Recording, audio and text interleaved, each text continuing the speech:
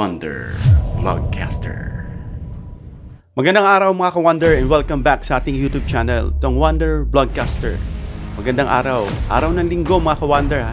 Huwag kalilimutang magsimba, magpasalamat sa Panginoon, sumamba, no? Dahil sa lahat ng binigay niya sa atin, maliit man o malaki, kahit man yan ay pagsubok, pasalamatan natin dahil yan ay may purpose. Isang beses lang yan sa isang linggo, kaya huwag natin kalilimutang magsimba. Okay? So mga ka-Wonder, pag-usapan natin itong mga yung pa rin, no? Yung mga kabilat banat ng mga kalaban dahil nga lalong-lalo na dahil sumingaw na naman itong pinag-uusapang pagsampa ng patong-patong na kaso kay Sara at lalong naaalarma. Kaya kung bubuksan mo yung Facebook mga ka-Wonder, talagang kung sila ay tumatrabaho noon ng doble, ngayon ay 4 times to 5 times na silang bumabanat. What? Yung mga nakikita natin dyan na na-discover sa isang lugar na puro cellphone, na kumbaga one shot spread agad, no? Yung mga messages, yan po ang isa sa kanilang makinarya. Kaya nga dapat yung mga fake accounts ma-implement dyan sa Facebook at sa ano pang social media, na kapag yan dami at pag chinek ka nito, tanggal agad para hindi na makadagdag kasi basura lang yan sa social media. Imbis na makausad ka at magbasa ka ng makabuluhan, yung nasa makakatulong sa iyo at sa bayan natin, naaagaw pa ng mga walang kalatoy-latoy na yan. Isa dyan, pagbukas natin ng ating social media, nakita natin na talagang wala silang tigil. Bukod dyan kay Rowena Ganson, no? Nasa sa pangangampanya pa lang, talagang sobra na yung pang-aasar niya kay PBBM, no? Hindi mo nga isipin kung yan ba ay lawyer o ano no? Sila ni Harry Roque, nawawala yung kanilang esteem bilang mga lawyer kasi you are looking up to them being lawyers, no? Na talagang nagtapos yan, nag-aral ng mabuti, and then they will just turn out to be like clowns dyan sa Facebook, no? Instead na yung batas na kanila pong sinumpaan, kanila pong i-share sa tao, i-enlighten yung tao. Hindi yung kung ano-ano for the sake ng isang tao na kanila pong pinagtatanggol. Siyempre, sasabihin nila na may pinaglalaban kami. Make sure na yung pinaglalaban nyo naman is nasa tama. At kung ano man yung sinasabi nyo is meron kayong ebidensya. Kasi dun pa lang sa sinasabi nyo, wala no, puro kwento. Isa pa tong si Mike Defensor. Yan ang pag-uusapan natin, Mike, mga ka-Wonder. No? Na meron siyang post dito na talagang maiinis ka. Alam nyo si Sir Mike, mabait naman yan, ano? Pero dahil nga sa yung alyansa niya, sabi nga ni Pebbles, talagang tao yan ni GMA. At nung eleksyon, nakakasama namin siya. And every time na matapos yung mga campaign sa kanya bilang tamatakbong mayor at yung iba pang tinutulungan namin dyan, sinusuportahan, invite niya kaming kumain diyan sa isang restaurant. Diyan sa may Novaliches. Ano ba yung pangalan nun? Doris, ano? Kung di ako nagkakamali, Doris. Yan, kakain kami diyan, magbi-meeting. Yung mga leaders lang ang i-invite niya. Leaders ng mga organization at kasama po tayo ron. At mag-uusap kami diyan, kwentuhan, bonding, and then mga ganun, no? At may kita mo rin siya pag may mga caucus, may mga speech siya, magsasalita siya, no? Sa mga kanyang pangangampanya, nakikita-kita pa rin kami. So, okay naman siya. Pero, nung lately, nung natapos yung eleksyon, biglang parang nawala sila sa limelight. Napalitan yung pangalan ng Partido Federal, nawala sila, tapos wala siyang posisyon, wala siyang pwesto, nagtatanong kami. May mga gumugulong-gulong na pala na issue dyan na behind or beyond sa aming kaalaman. No? Na kainaalam namin, and lately, nalalaman namin ang totoo. So pag-usapan natin itong post niya. No, ayon mismo dito sa kanyang Facebook page, Mike Defensor. Ang sabi rito, pagsusuri sa legal na bigat ng salaysay at dokumentong ebidensya. Wala siyang tinutukoy dito mga ka-Wonder, kundi si Zaldico, dahil sinasabi niya rito, ayon sa mga lumalabas na impormasyong binahagi ni Zaldico, na ang haba nito mga ka-Wonder, basahin nyo na lang habang nagsasalita tayo, ipopost ko na lang dito, no? Na yun nga, sabi raw ni Yusek Bernardo, na si Zaldico ay sinasabing nagbigay daw ng halagang umaabot na 25 billion pesos at 52 billion pesos at so on and so forth. So nakalagay dito 8.7 billion, 731 billion, 531 billion at ito pang mga iba pang pera. May mga kinote pa siya rito ng mga senaryo, ng mga nangyaring mga cases, ng mga state witnesses, no? At kung ano-ano pa na sinasabi niya na yung mga notebook ledgers daw dito ni Zaldico, yun daw yung mga basihan, ebidensya, no, mga ka-wonder. At alam natin na si Sir Mike Defensor ay isang lawyer, no? So you may be assuming na what he is saying is according to the law, no? Kaya pag nagsalita siya, lalo na yung hindi nagre-research at hindi naman nakakaalam, nakikinig lang, maniniwala sa mga ganong statements. Pero may bigat ba yung sinasabi niya tungkol kay Zaldico na sinasabi na nga ng mga abogado rin na kagaya niya ay isa lang itong kwento unless umuwi yang si Zaldico at sumpaan niya at yung mga sinasabi niya ay ma-check, no? Yung authenticity niyan, yung kanyang credibility, no? Sa pamamagitan ng mga cross-examination.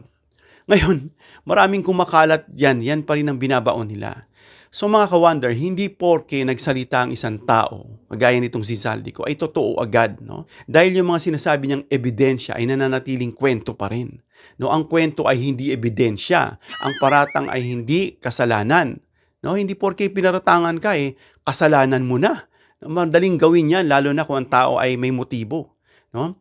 Kung ang isang insider o kakampi gaya ni Zaldico na sinasabi nilang kakampi, sabi niya kasi rito dating kasama, ay hindi automatic na totoo ang sinasabi nito kung ito man ay bumaligtad o kumontra sa iyo, no?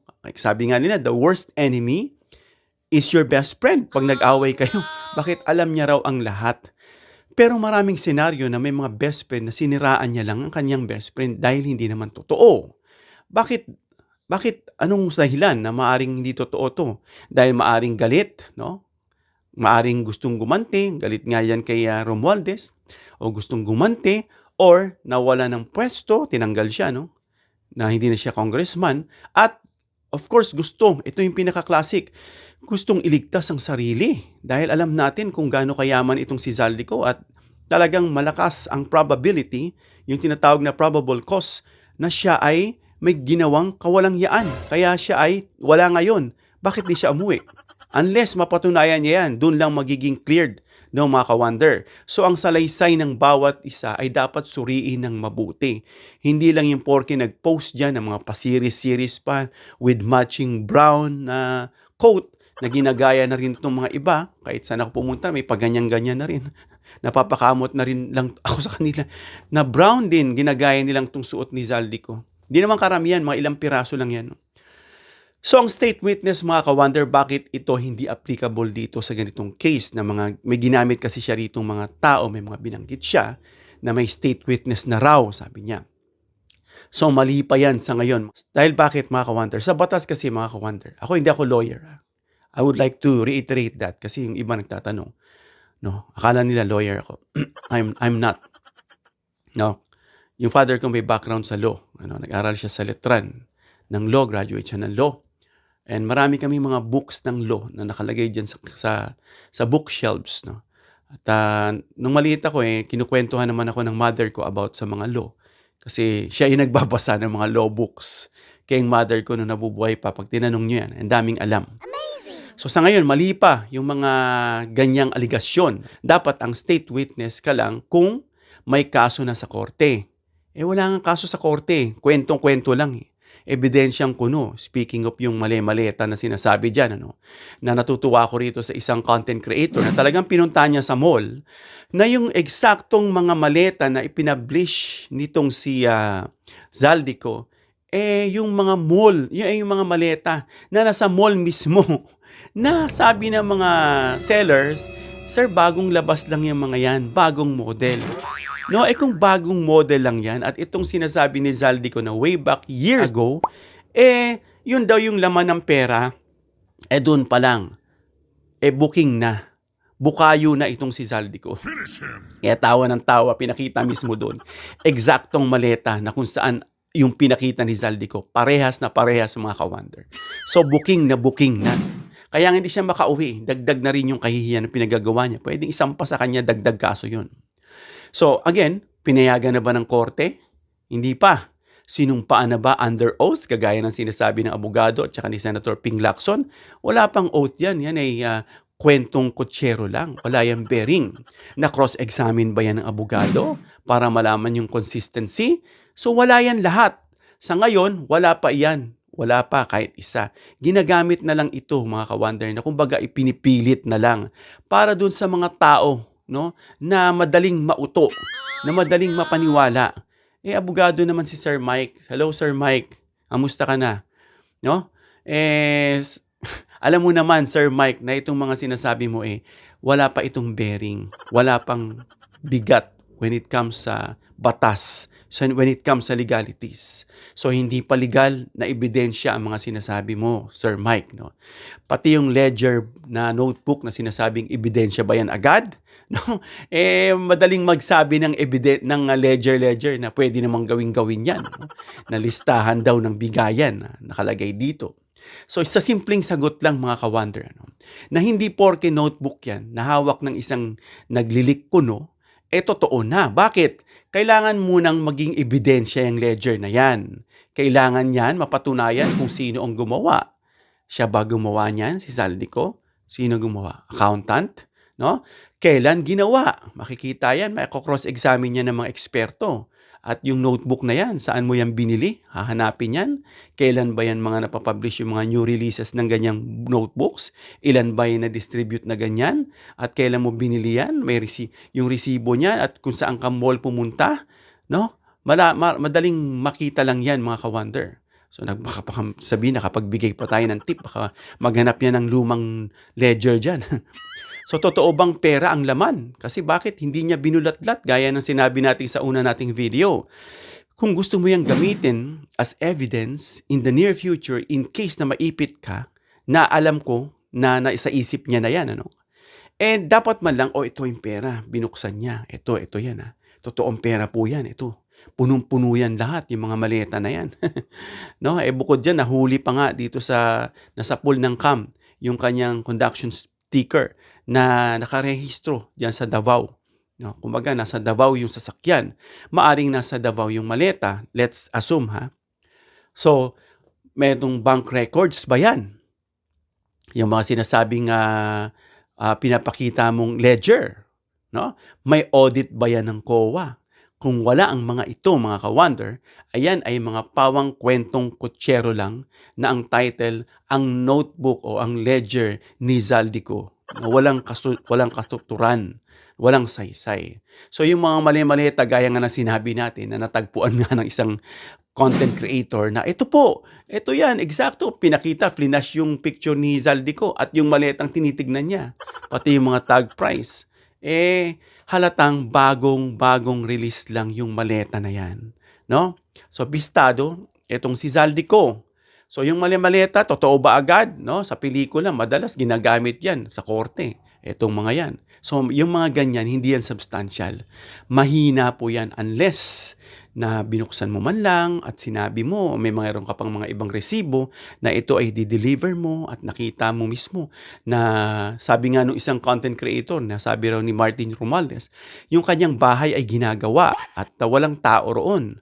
At sabi kasi doon daw deliver yung pera. Wala naman tatanggap doon dahil walang tao doon dahil sinira nga at ginagawa. At tinignan nga ito sa Google Map according doon sa isang content creator. Nung tinignan sa Google Map, no, ganyan kasi mag-iimbestiga, ginagawa naman talaga. So another fallacy na naman yan. Another failure na naman yan na hindi na naman tumugma sa sinasabi ni Zaldico. Dahil ang korte, mga ka-wonder, ay naghahanap yan ng resibo, naghahanap yan ng bank withdrawal, CCTV, na sinabi mong nagpunta ka, anong oras, anong date. I don't think so yung Forbes ay walang CCTV. At walang mga naka-archive na record dyan kahit matagal na. I don't think so na walang ganyan. At kahit sinabi mong nagpunta ka sa ganito, unlike sa patotoo ni Madriaga na lahat may resibo at detalyado. At yan ay pag humarap dyan sa quasi judicial o like nitong sa Senate, malalaman mo lahat ng sinasabi niya. Napilit dinidebunk Gaya nitong pahayag ni Jay, hindi ko na sabihin kung sino yung journalist na yan, no, o newscaster na yan. Sa pahayag niya, sinabi raw dito, nakaklase raw ni Madriaga itong si Sara. Paano raw mangyayari yun? Elementary pa lang daw itong si Sara that time. No? Ewan ko kung nagre-research itong mga to. No? Batay dun sa ulat na sinabing salaysay ni Madriaga, hindi niya sinasabing kaklase niya si Sara. Ang sinabi niya ay eto basahin natin.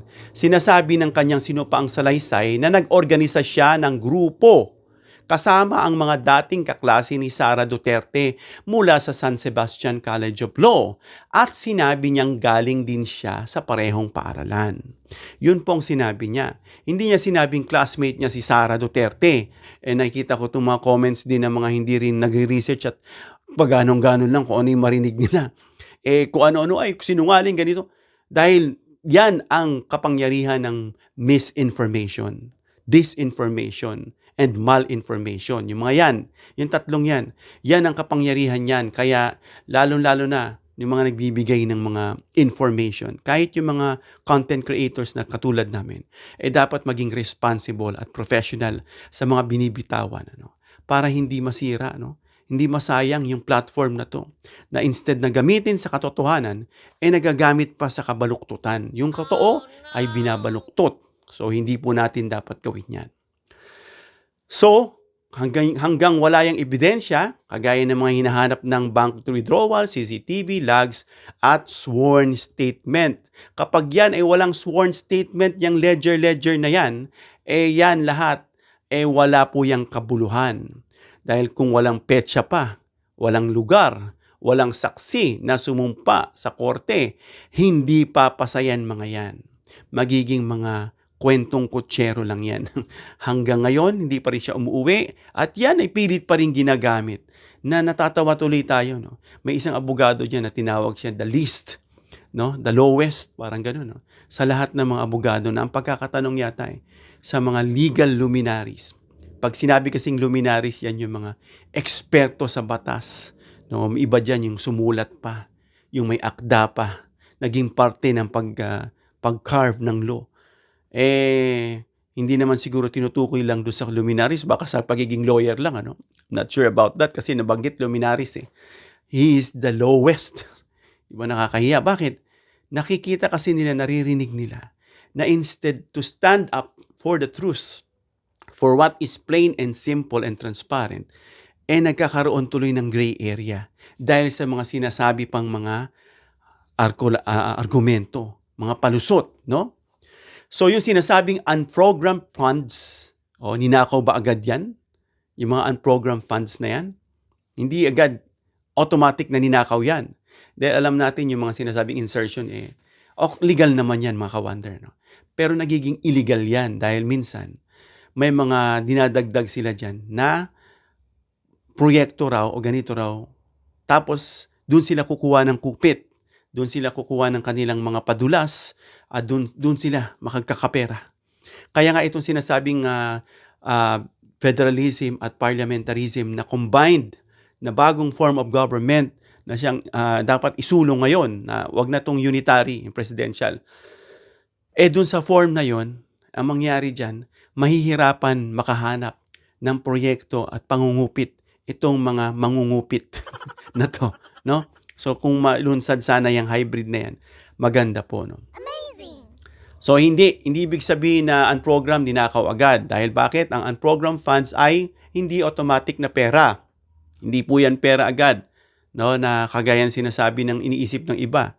Kasi nakita nila yung mga dilalang pera dyan sa billiard tables, na malapit nga rito yan sa lugar namin. Oh, no. Hindi agad yan nilalabas. May proseso at kondisyon. Malaking halaga, yung mga pera na yan. Kailangan munang patunayan na, kung yung pera na malaking halaga ay ninakaw, kailangan munang patunayan na yung pera ay may proyekto, o nilabas ang pera, at may audit yung pera, mga ka-wonder. Yung mga sinasabing audit findings. At kung walang mga ganyan nabanggit, walang kaso. Kaya malinaw na malinaw, mga ka-wonder. Bakit mahalaga ang presumption of innocence? Sa batas, meron po yan. So, innocent ka until proven guilty. Yung sinasabi, inosente ka. Kaya nga itong mga iba na may mga rights pa rin sila na hanggang sa mapatunayan silang guilty. No? Hindi porke sikat ang akusasyon, gaya nitong pasiris-siris pa dyan, guilty na yung tao. Na ito, may ebidensya na, merong maleta, merong siyang salaysay sa ledger, guilty na. Kailangan mo nga munang umuwi at patunayan dahil napakadali lang gumawa niyan, no, mga ka-wonder. At hindi porke viral, guilty na. Syempre, madali lang naman magpa-viral. Lahat naman ng Pinoy sasawsawan yung mga ganyang mga issue dahil gusto nilang malaman ng totoo. At kung may ebidensya talaga, anong dapat gawin ni Saldico at gaya ni Sir Mike Defensor at kung sino-sino pa na nagpo-post dyan, dapat mag-file ka ng kaso. Gaya ng sinisigaw ng mga taong bayan. Mag-file kayo ng kaso. Gaya ng sinasabi ni Trillanes kay Duterte na pinailan niya ng kaso na ngayon nasa The Hague na. Kung meron, filean niyo ako ng kaso. Wala Kaya ang ginawa na lang yung kanyang amnesty, parang yun ang tinira. No? At bukod sa mag-file ng kaso, magpa-audit kayo sa COA. At of course, yung sumbungan ng mga tiwaling opisyal, pa-ombudsman mo yan. Kung yan ay totoo, bakit wala? So hanggat wala, yung mga sinasabing mga post na yan, pakinggan natin mga ka-wonders at mga walk-ins dito sa ating channel, yan po, no? Na hanggat wala yung mga yan, ito ay pawang mga akusasyon lang. At hindi porke akusasyon ay guilty na yung tao. Hanggang dito lang tayo mga ka-wonder. Comment down below your opinion. At kung meron kayong suggestion o masaloobin, i-share nyo sa amin mga ka-wonder. Give me a thumbs up if you like this video para i-share ni YouTube sa iba pang viewers. And of course, please share this video para malaman nila na itong mga aligasyon, pambobombarding dahil alam nila na kinasuhan na naman si Sara at malapit na sila sa dead end. Ayan po ang ating pinag-usapan para ma-share at malaman ng iba. And of course, don't forget to subscribe, hit the notification bell icon, and choose all bilang suporta sa aming mga content creators. Hanggang sa muli mga ka-wonder, God bless.